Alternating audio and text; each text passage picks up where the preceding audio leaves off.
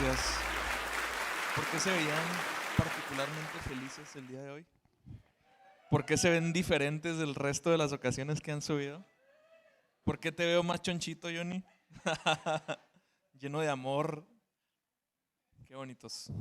Y así van a desfilar muchos este año. Muchos que se han cansado de ser felices. No se crean, no se crean. No, felicidades, estamos de fiesta porque este es el año de las bodas. Y cada boda es un gozo, cada boda es muy bonito. Todavía no soy de llorar, pero casi estoy a punto de empezar a llorar en las bodas. He llegado a ese grado de emoción. Señor, te damos gracias por este día, Padre. Yo te pido que dispongas nuestro corazón a la palabra, que todo lo que hemos buscado, anhelado, hoy por tu gracia podamos recibirlo. En el nombre de Jesús. Amén. Pues estamos hablando de que Jesús es más que un rabino. Estamos hablando de nuestra persona favorita. La persona en torno a la cual todo este asunto de la iglesia tiene sentido.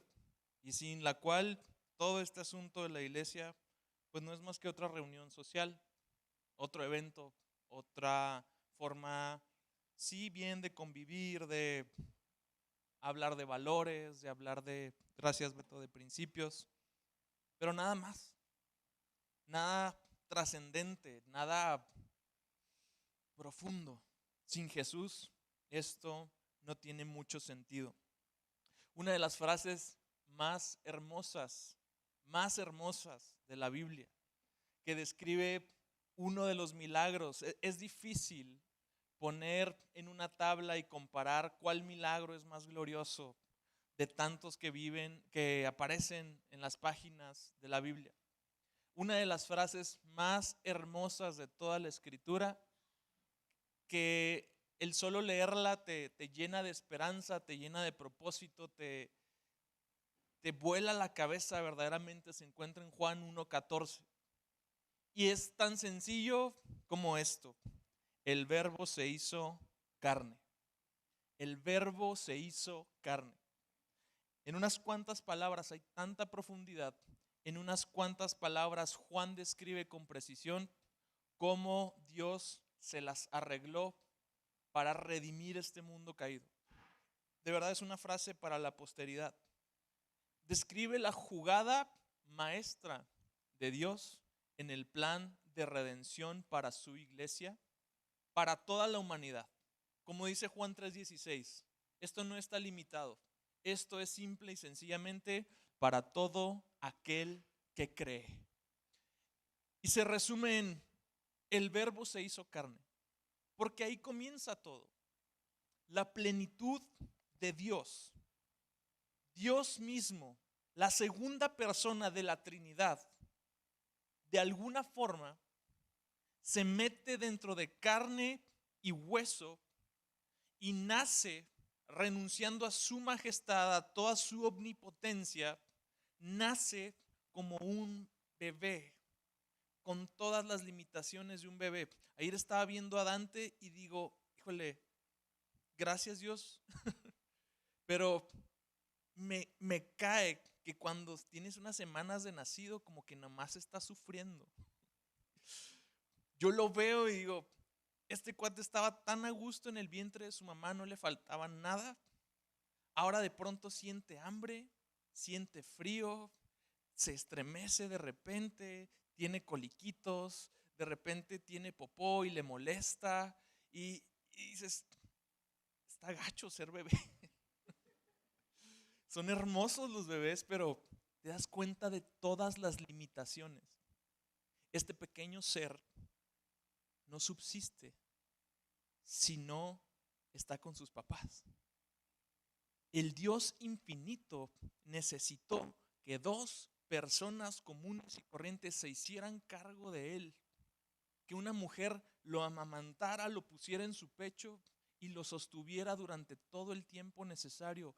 Dios necesitó que una mujer lo sostuviera con la leche materna, que un hombre proveyera para su sustento.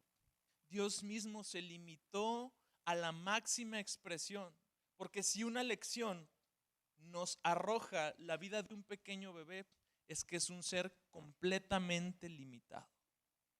Y Dios mismo aceptó esas limitaciones, se vistió de carne y hueso y se hizo como nosotros. Es algo difícil de comprender. ¿Jesús fue Dios o fue hombre? ¿O era de las dos? ¿O en qué porcentajes? En la historia de la iglesia hubo varias posturas acerca de la naturaleza de Jesús. Y de pronto había un cuate llamado Arrio que decía que Jesús no era totalmente divino. O bien había otro cuate llamado Apolinar que decía que Jesús tenía un cuerpo humano, pero tenía un espíritu y una mente divina. Y así hubo varias formas o intentos de explicar cuál era la naturaleza de Jesús. Estas formas de pensar llevaron a la iglesia a ver lo que la Escritura hablaba de Jesús y en base a eso definir una forma en cómo percibimos la naturaleza humana y divina de Jesús. Y en el Concilio de Nicea se arroja esta definición: Jesucristo es perfecto, es una más larga que esta, la traté de sintetizar. Jesucristo es perfecto en humanidad y perfecto en divinidad, en quien residen dos naturalezas, sin confusión, sin cambio, sin división. En una sola persona se concentraba la naturaleza humana y la naturaleza divina. No se mezclaban, no se traslapaban una con otra. Era perfectamente identificable cuando Jesús funcionaba con los atributos de Dios y cuando Jesús funcionaba con las características y aún las limitaciones de los hombres. Solamente de esa forma Jesús podía hacer las cosas que hizo. Y aquí viene lo más importante, porque no vamos a hacer toda una disertación acerca de la historia de la iglesia y de cómo fuimos llegando a estas definiciones. Aquí viene lo más importante, la trascendencia para mi fe de yo entender la humanidad y la divinidad de Cristo es que cuando entiendo que Dios se hizo hombre y que la segunda persona de la Trinidad vivió como hombre en esta tierra, me permite asimilar que Él es mi modelo a seguir en todo mi caminar en Cristo. Solamente si Jesús era hombre se puede rebajar a nuestro nivel. Y aquí lo más hermoso, cualquier otro Dios demanda adoración. Cualquier otro Dios exige tributo y le ordena a sus adoradores, a sus feligreses, a la gente que cree en Él, qué es lo que debe hacer. Este es el único Dios que se baja, se hace igual que tú y no te dice solamente qué tienes que hacer, sino te modela cómo. Jesús se hace hombre y no te dice tienes que hacer, tienes que decir, tienes que hablar. Él se hace como tú y te dice yo te enseño cómo. Pero porque Jesús fue Dios, entonces no solamente estamos siguiendo a una persona famosa, piadosa, con enseñanzas profundas y sin duda con valores y principios que pueden enriquecer muchas vidas. Si eso fuera, todo se queda limitado a nuestras fuerzas, a esta tierra, a este tiempo. Pero porque Jesús fue Dios, todo lo que Él modeló en vida, todo lo que Él nos enseñó en vida de hombre, es garantizar que tiene la capacidad de garantizar que no solamente podemos imitar algunas de las cosas que Él hizo, sino ser exactamente como Él era, andar exactamente como Él anduvo. Ser, en pocas palabras, alguien que sea capaz de trascender no solamente en esta vida, sino en lo eterno. Entonces quiero dividir esta enseñanza en dos partes. Y quiero hablar primero de las cosas que Jesús modeló a través de su vida como hombre. La primera de ellas empieza desde el momento que Jesús nace. El nacimiento sobrenatural de Jesús modela nuestro nuevo nacimiento. Jesús llegó a este mundo enviado por el Padre. Jesús llegó a este mundo a través de una obra milagrosa y sobrenatural del Espíritu Santo. A través de la vida de una adolescente que no había conocido a varón, un día el ángel Gabriel se le revela y le dice: esto es lo que va a suceder. Y María se pregunta, completamente sacada de onda, ¿cómo es capaz esto de suceder? El ángel Gabriel describe la forma en la que todo lo milagroso sucede en nuestras vidas, en la que somos capacitados para vivir no solamente de forma natural, sino sobrenatural, y le dice estas palabras: el Espíritu del Señor vendrá sobre ti y te cubrirá con su sombra.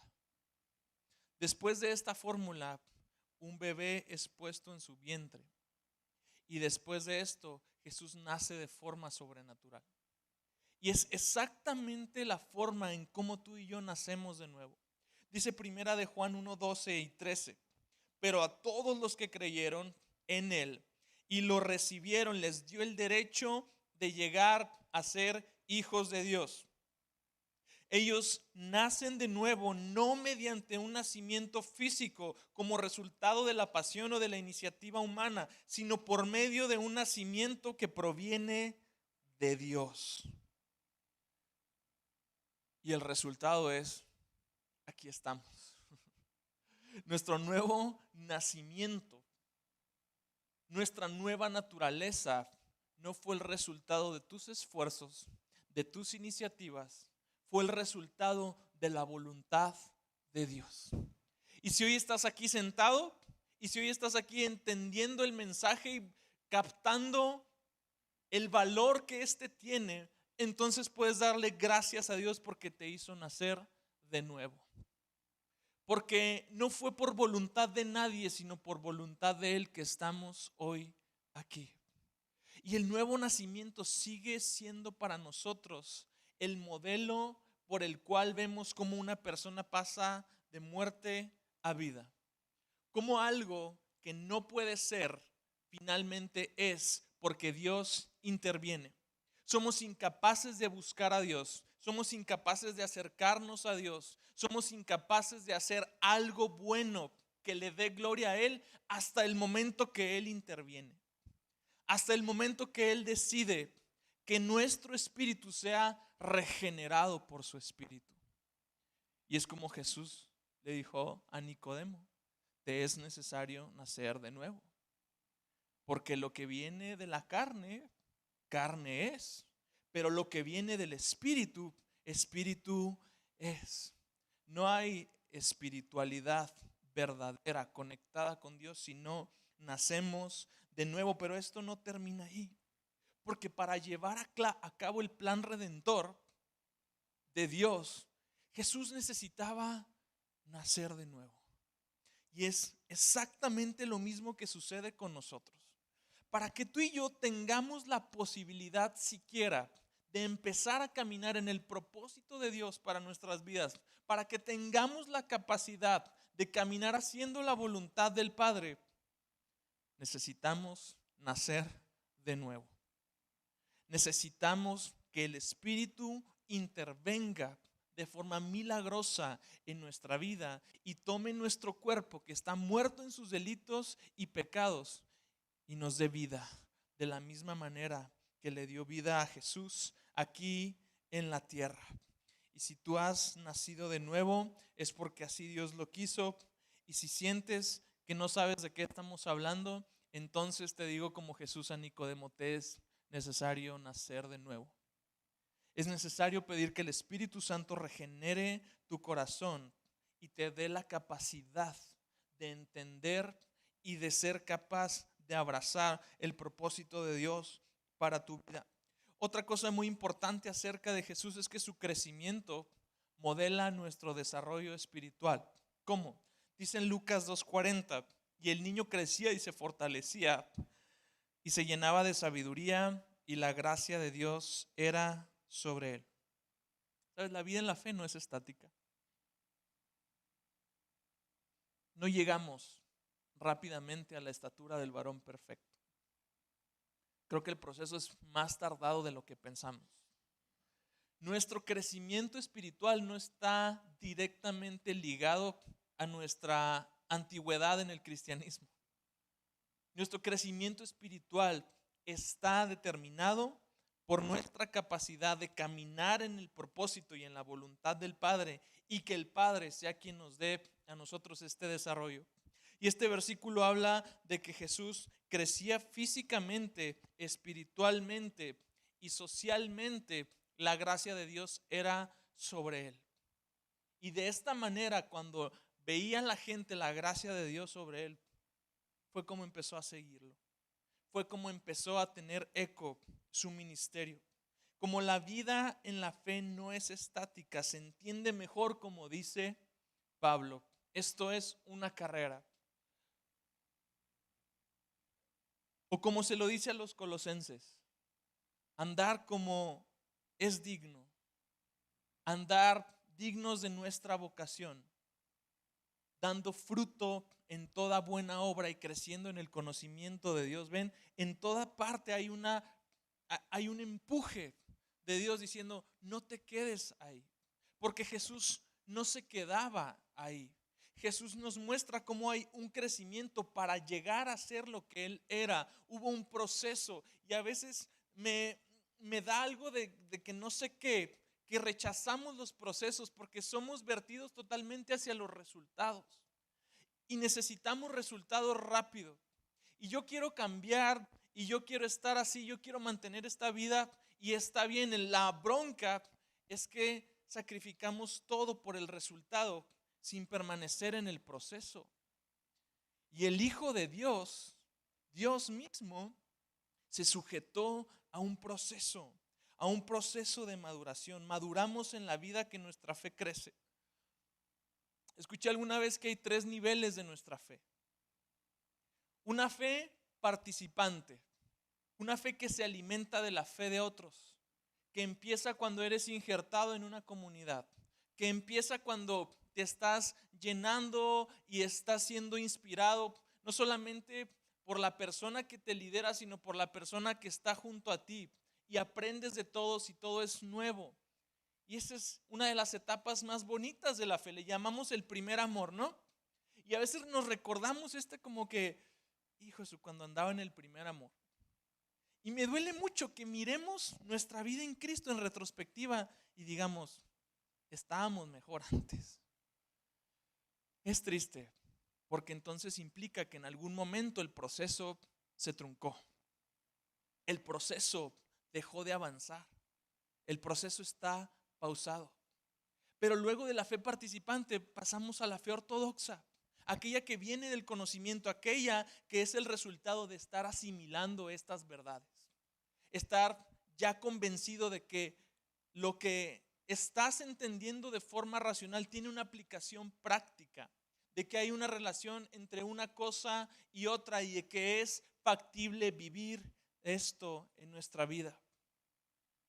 La bronca es que si nos estacionamos ahí, entonces nuestra fe puede quedar como una fe fría, una fe demasiado sistemática, que ahora, si bien entiende unas cosas, tampoco es capaz de hacerse preguntas difíciles y tampoco es capaz de ir más allá. Esta fe es muy posible de enfriarse también cuando simple y sencillamente hay una cosa nueva por conocer y esa cosa nueva por conocer parece más atractiva y reemplaza a la anterior. Necesitamos entonces llegar al punto culminante de nuestra fe, la fe absoluta. Esta fe que cree en lo sobrenatural, esta fe que ora pero que también actúa, esta fe que es inconmovible al mismo tiempo que sigue profundizando y que se sigue sumergiendo en las verdades de Dios. En todo proceso estamos creciendo y no solo maduramos de forma individual, maduramos de forma colectiva. Y aunque ustedes no lo crean, en estos 3 años que Dios nos ha permitido estar aquí con ustedes, se ha advertido un proceso de maduración muy importante en la iglesia. Y les voy a decir un solo síntoma. Hoy estamos a una temperatura muy fría y están la mayoría de ustedes aquí otra vez. Esto no sucedía hace 2 años. Apenas soplaba el aire y se los llevaba así. Y veíamos, va a ser calor, no va a ir la gente. Va a ser frío, no va a ir la gente. Es puente, no va a ir la gente. Se ve la madurez, se ve el proceso y me da gusto. Ahora bien, la madurez, la clave de entender la madurez es que cada persona actúe conforme a su edad. Así lo entendemos de forma física, ¿no? No puedes exigirle a un niño de 10 años que se comporte como uno de 25. Pero ¿sabes cuando uno de 10 años o uno de 3 años hace todo lo que en sus capacidades de 3 o de 10 está? Eso es madurez. No es sobreexigir algo más, es saber lo que es exigible en el tiempo y en la temporada que estás viviendo. Así que no te compares. Qué bueno que te inspires hacia alguien más, pero entendiendo tus limitaciones, entendiendo el tiempo que tienes, sigue trabajando y esperando únicamente que estés parejo. No es proporcional a los años, es proporcional al tiempo y a la forma en que vas entendiendo estas verdades y que vamos caminando en una fe participante, una fe ortodoxa, una fe absoluta. Eso es la madurez cristiana.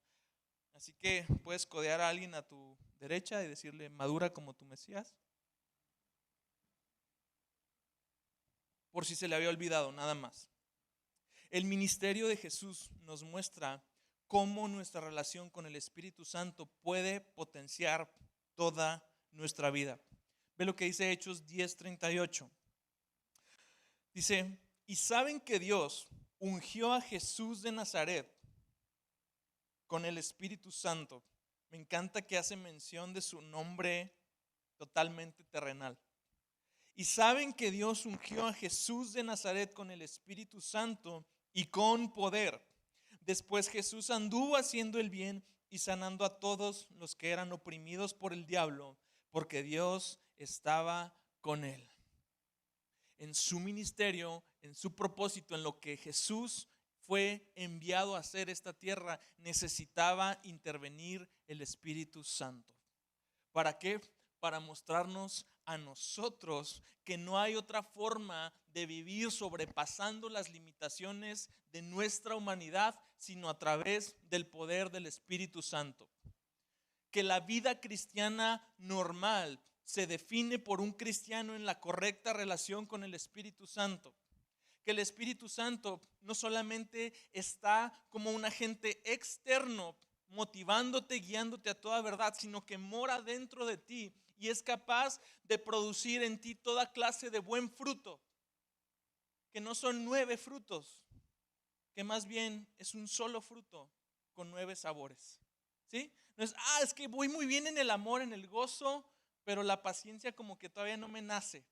Está muy verdecita así, la paciencia y luego la bondad también como que ahí va. No hablemos del dominio propio, ese hablamos más al rato. No, un solo fruto, así hermoso, jugoso, que sabe a 9 cosas diferentes. Solo es posible porque el Espíritu Santo habita dentro de mí. La forma de sobrepasar las limitaciones de mi carne, de mi conocimiento escaso, de mi cuerpo físico que se cansa, que se desgasta, de mi paciencia que me vino de fábrica, que es poca, es a través del Espíritu Santo. La única forma de caminar por esta tierra, andando, haciendo bienes a los hombres, es a través del poder del Espíritu Santo y tienes al Hijo de Dios para modelarte eso. Si el Hijo de Dios necesitó vivir ligado al Espíritu Santo, ¿cómo tú y yo podemos vivir vidas independientes de Él? No, Espíritu, hoy no me convenzas de pecado. Hoy estoy bien. Hoy no hables. Hoy, híjole, bájate del carro porque le voy a dar bien recio. Y si me multan, le voy a dar una mordida. No podemos vivir vidas independientes del Espíritu Santo porque Jesús no lo hizo. Siguiente, La muerte de Jesús modela la forma de llevar nuestra carne siempre a la cruz. Dice Gálatas 2:20, Pablo, haciendo esta analogía, con Cristo estoy juntamente crucificado. Y ya no vivo yo, mas vive Cristo en mí. Y lo que ahora vivo en la carne, lo vivo en la fe del Hijo de Dios, el cual me amó y se entregó a sí mismo por mí. Pablo está diciendo, en la misma forma que Jesús fue crucificado, cuando yo pongo mi fe en Él, yo me uno a esa crucifixión. Porque hay algo de nosotros que tiene que morir. La carnita tiene que morir. Los deseos tienen que morir. Más adelante, Pablo en Gálatas 5 nos dice cuáles son todos los frutos de la carne. Y te lo voy a dejar de tarea. Gálatas 5. Y todos esos frutos de la carne, borracheras, lujuria, un montón de desórdenes, tienen que ser llevados a la cruz. La concepción popular de llevar la cruz es cargar alguna especie de sufrimiento, cargar alguna especie de enfermedad, tolerar a la suegra, tolerar a X o Y personas. Es que son mi cruz, ¿no? Es la sabiduría de las abuelitas. Es que es mi cruz, mijo. Decía mi abuela, paz descanse, esta es mi cruz, ¿no? Y veía a mi abuelo. Esta es mi cruz. No. Llevamos la cruz, la verdad de las cosas. Cuando Jesús dice el que quiera venir en pos de mí, tome su cruz, habla de un estado perpetuo. O sea, siguiendo a Jesús, no vamos así chido. Siguiendo a Jesús, lo primero que se es arrojado sobre nosotros es la cruz. ¿Por qué? Implica directamente un sufrimiento inmediato en el momento que aceptaste seguir a Jesús. Yo creo que hay una parte que sufre, la parte de nosotros que no quiere obedecer. Y la obediencia es la mejor forma de llevar la cruz. Vivir haciendo la voluntad del Padre constantemente nos va a empujar a crucificar un montón de cosas. Montones, cientos de deseos. Cientos de decir, es que este soy yo y este yo piensa, reacciona y se comporta de esta manera. Pero ahora dice Pablo, no, mijo, ya no vives tú estás muerto.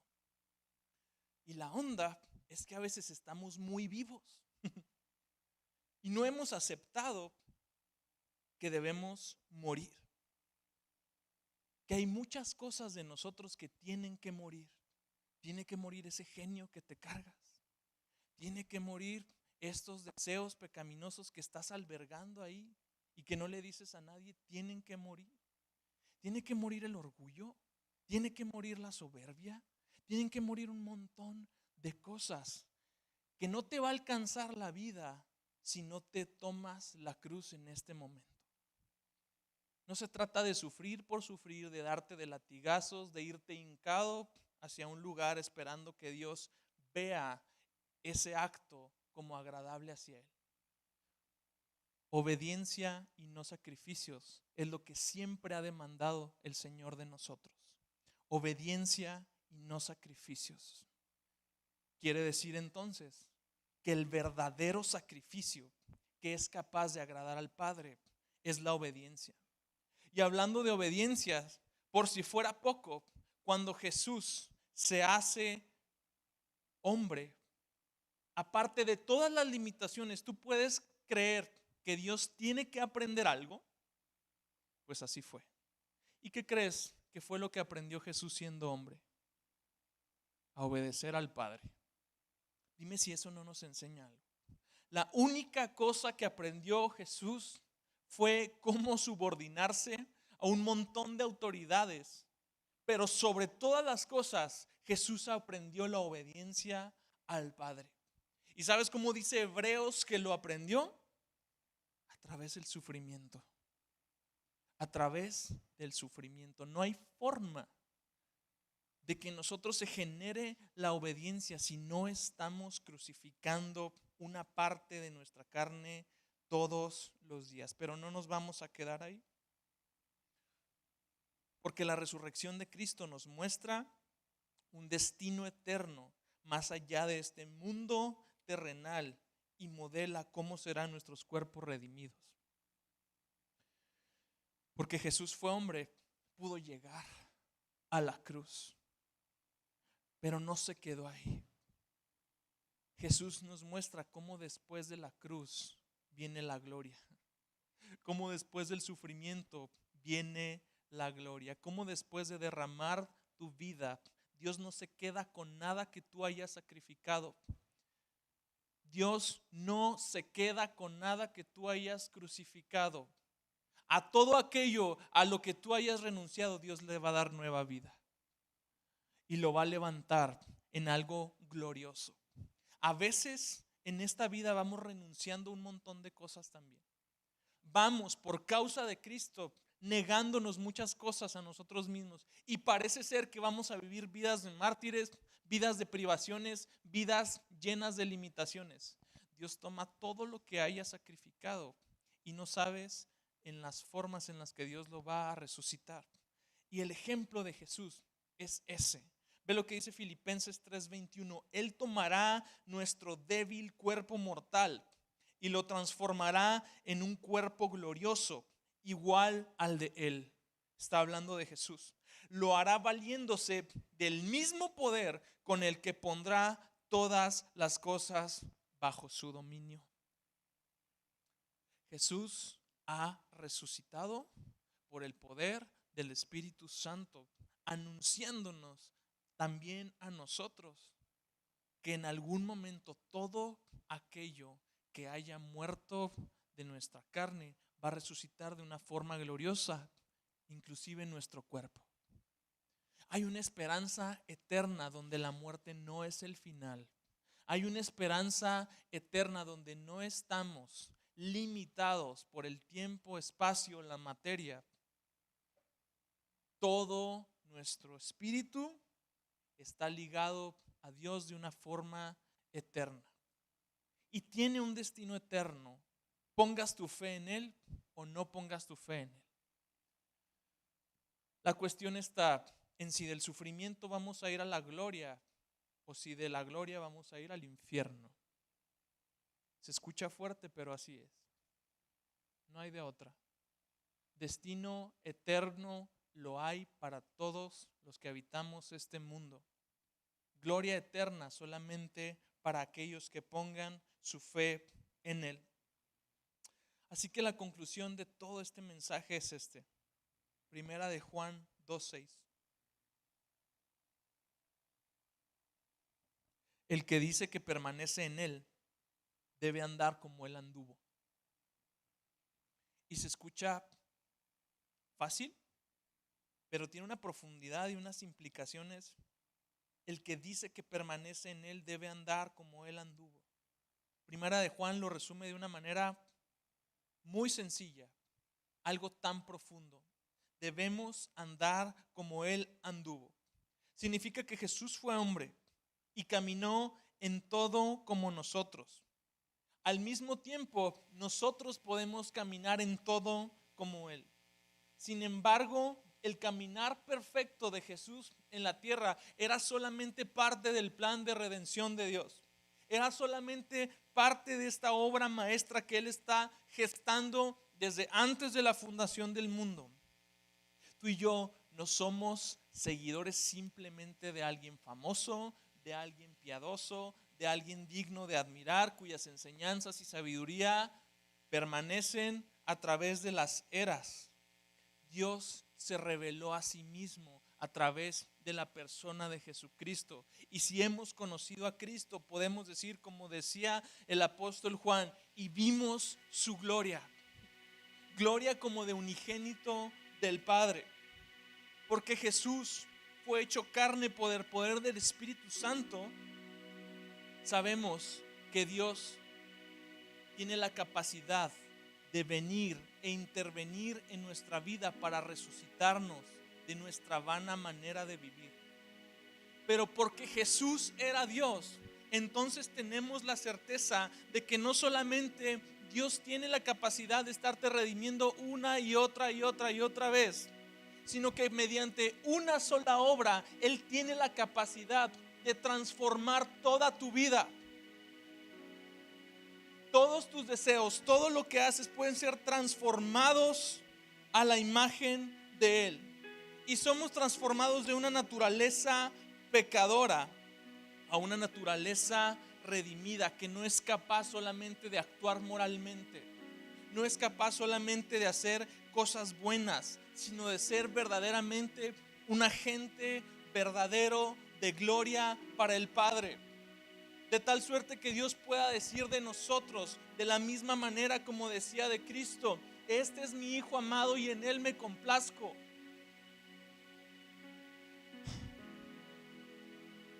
Porque Jesús vivió un crecimiento pleno como hombre, se convierte en el modelo a seguir en la madurez cristiana. Pero porque Jesús fue Dios, es Dios, se convierte ahora en el arquitecto principal de una obra que no va a culminar hasta el día que Él regrese. Jesús no solamente se ha quedado como el modelo de la madurez cristiana, Él mismo por medio del Espíritu Santo está trabajando en ti. De tal manera, como decía Pablo, que el que comenzó la obra en nosotros la terminará hasta el día que Cristo venga. Él es el arquitecto principal de esa obra. Él es el que dirige el plan en el cual tú y yo no solamente vamos creciendo y madurando en algunas etapas, sino vamos persiguiendo la meta más excelente que hay, la estatura del varón perfecto, la verdadera madurez cristiana, la verdadera estatura en la cual podemos conocer la plenitud del amor de Dios, en la cual no somos engañados por todo viento de doctrina, como lo dice Pablo en Efesios, sino que conocemos verdaderamente las riquezas de nuestra gloria, de la gloria de Cristo. A través de su ministerio, Jesús hizo evidente que como hombre se necesita del Espíritu Santo para ser eficientes en nuestros llamados. Pero porque Jesús es Dios, no solamente es nuestro modelo de cómo vivir en el Espíritu, porque Jesús es Dios, Él ha impartido el Espíritu Santo sobre nosotros. Ahora el Espíritu Santo vive en nuestros corazones. Ahora Jesús no solamente dice que el Espíritu Santo nos va a acompañar, sino nos dice: esperen, porque van a recibir poder cuando haya venido sobre ustedes. Y como dicen aquí algún político, el poder es para poder. Y el poder del Espíritu Santo es verdaderamente para que puedas vivir por encima de todas tus limitaciones y vivir este versículo tan mal usado constantemente: todo lo puedo en Cristo que me fortalece. Eso solo es una realidad a través del Espíritu Santo. Todo lo puedo en Cristo que me fortalece implica que puedo vivir en momentos de crisis, que puedo sostenerme en momentos de depresión, que puedo sostenerme en momentos de oscuridad. Implica también que las bendiciones que yo he recibido de Dios no son capaces de envanecerme ni de hacer que yo niegue a Dios. El poder del Espíritu Santo me permite vivir por encima de la carne y vivir mortificando la carne todos los días a través de Él. Porque Jesús vivió una vida sin pecado, Él es nuestro modelo a seguir de una vida santa, justa y piadosa. Pero porque Jesús es Dios, no solamente modela una vida justa, una vida sin pecado. Porque Jesús es Dios, es capaz de decirte: tus pecados te son perdonados. Es capaz de trazar un puente y reconciliarnos con el Padre y cambiar nuestro estado de enemistad a un estado no solamente de cercanía con Él, un estado de adopción. Ahora no solamente somos hijos, somos coherederos juntamente con Cristo. Porque Jesús es Dios. Porque Jesús fue hombre, pudo morir. Pero como Jesús es Dios, su muerte no representa una estadística más en el largo listado de ejecuciones del ejército romano. Su muerte implica un sacrificio perfecto, de tal manera que así como Juan lo vio, podemos decir, este es el Cordero que quita el pecado del mundo. Porque Jesús es Dios, es el sacrificio perfecto capaz de limpiar una vez y para siempre a todos nosotros. Un solo sacrificio capaz de limpiar la mancha aparentemente imborrable de la caída y del pecado original. Porque Jesús pudo morir como hombre. Dios mostró que Jesús era Dios al resucitarlo, para poder anular mediante la muerte el poder de aquel que tenía el poder de la muerte, como dice Hebreos. Y aquel que tenía el poder de la muerte era el diablo mismo. Jesús fue hombre solamente para poder morir, pero como Jesús es Dios, ahora ha extirpado esa autoridad del enemigo. La muerte ya no nos asusta. ¿Te sientes ansioso por la muerte? ¿Te sientes con miedo, con temor de qué va a pasar? Jesús tomó cautivo ese temor al morir Él. Y porque está sentado a la diestra del Padre, Él ha cambiado el destino de muerte, que era indefectible para todos y cada uno de los hombres, y ha dicho, hay un camino de vida directamente hacia el Padre.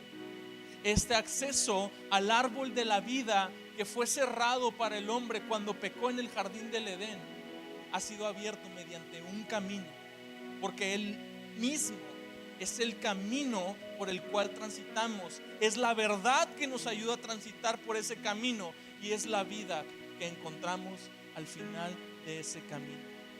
La muerte ya no nos asusta. Ahora podemos responder como Jesús cuando trató de ser intimidado por Herodes.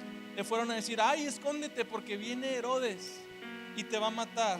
Y dice Jesús, díganle a ese zorro que seguiré expulsando demonios y sanando a la gente hoy y mañana, y al tercer día cumpliré mi propósito. No hay nadie que nos pueda intimidar con quitarnos la vida. No tememos a los que matan el cuerpo, porque nos ha sido dada una vida eterna. No tememos a la intimidación que viene por parte del enemigo. Esos pensamientos de muerte que constantemente nos están rondando, esos pensamientos de derrota y de depresión, échalos fuera.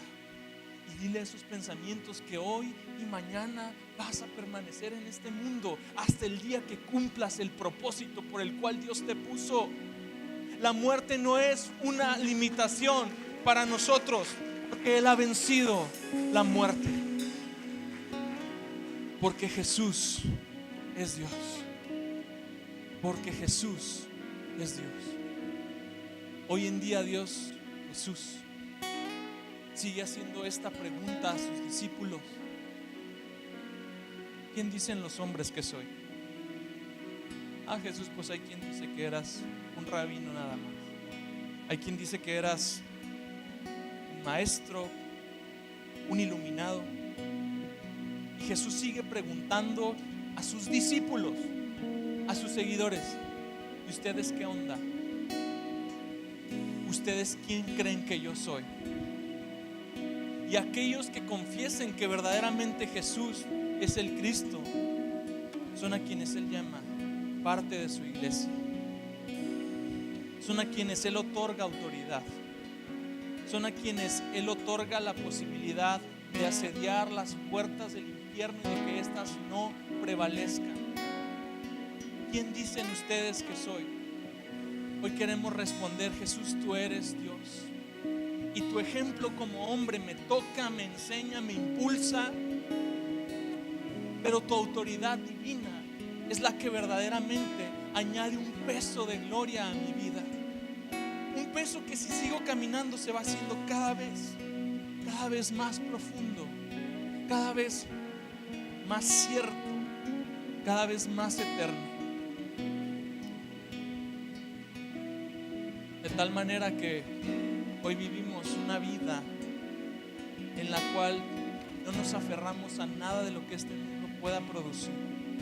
Hoy sabemos que si queremos salvar nuestra vida la perderemos, pero si la perdemos por causa de Cristo la hallaremos. Señor Jesús, quiero responder correctamente a esta pregunta que sigues haciendo a tu iglesia.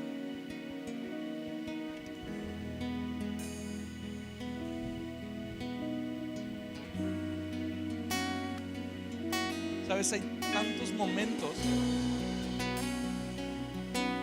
en el que, si bien es cierto, esto es algo que confesamos de forma habitual, a la hora de llevarlo a la práctica, a la hora que nuestra fe se alimenta de esto, parece ser que todavía el enemigo es capaz de cortar el suministro. Y es fácil olvidar quién es realmente Jesús para nosotros. Y que estoy parado aquí por voluntad del Padre. Y que estoy parado aquí por un propósito más excelente. Y que estoy parado aquí no solamente para sobrevivir y robar aire. Estoy parado aquí para la gloria de Dios. Y que así como en un momento Jesús fue sustentado por simples mortales, ahora, como dice el libro de Hebreos, Él sustenta todas las cosas con la palabra de su poder. Y todas las cosas nos incluyen a ti y a mí, nos incluyen a nuestros hijos, incluyen lo que más nos importa, incluye lo que más tememos. Él sustenta todas las cosas por la palabra de su poder, porque Él es Dios.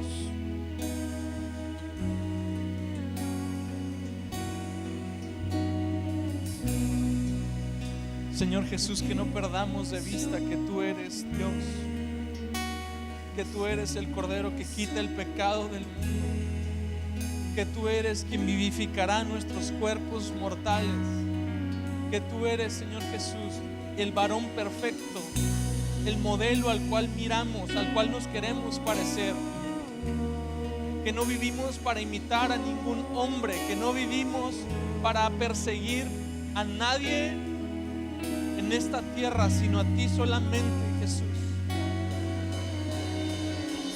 Que tú seas el afecto más precioso de nuestro corazón.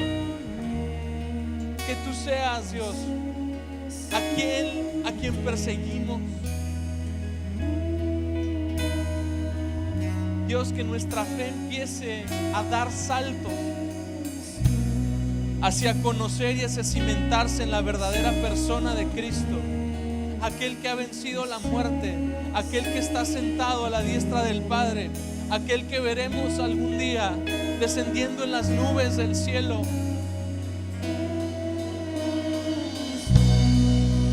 Que todo lo que el hombre ha querido cimentar en nuestro corazón, ideas falsas, ideas limitadas, Dios, pueda ser cambiado por tu verdad y podamos verte como el Señor de nuestra vida, el Rey de Reyes, el que verdaderamente viene a este mundo a reinar y que reinaremos contigo, Dios. Señor Jesús, cambia nuestros corazones con tu poder, cambia nuestra mentalidad con nuestro poder, abre nuestros ojos para que podamos verte, abre nuestros ojos para que podamos entender que hemos nacido de nuevo contigo, que hemos sido crucificados contigo y que un día resucitaremos para estar juntamente contigo.